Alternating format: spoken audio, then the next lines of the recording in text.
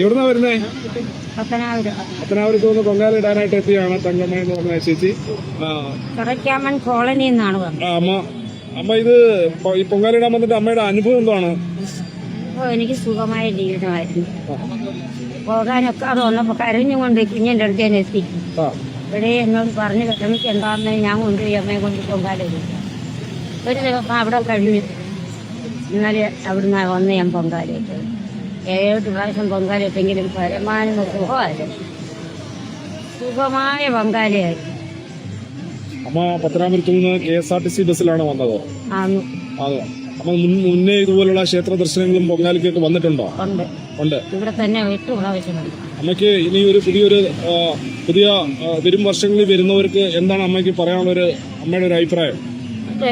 ഇതുപോലെ അവരോടൊപ്പം ചെന്ന് ഈ സാറിനെ കണ്ടിട്ട് അവരോടൊപ്പം സഹകരിച്ച് ഇവിടെ വന്ന് മംഗളമായിട്ട് നല്ലതായിട്ട് ദേവിക്ക് വേണ്ടി പൊങ്കാലയിട്ട് വഴിപാട് ചെയ്ത് നമുക്ക് സന്തോഷമായിട്ട് കഴിയണം. അമ്മ ഇനി അടുത്ത വർഷവും നമ്മുടെ കൂടെ പൊങ്കാലയ്ക്ക് വരുമോ? അമ്മയ്ക്ക് ഈ ഇന്ന് പൊങ്കാലയിട്ടതിലൂടെ അമ്മയുടെ കുടുംബത്തിന് എല്ലാവിധമായ ഐശ്വര്യങ്ങളും ഉണ്ടാകട്ടെ എന്ന് KSRTC ബഡ്ജറ്റ് ടൂറിസം സെൽ പത്തനാപുരത്തിന്റെ പേരിൽ പറഞ്ഞോളൂ.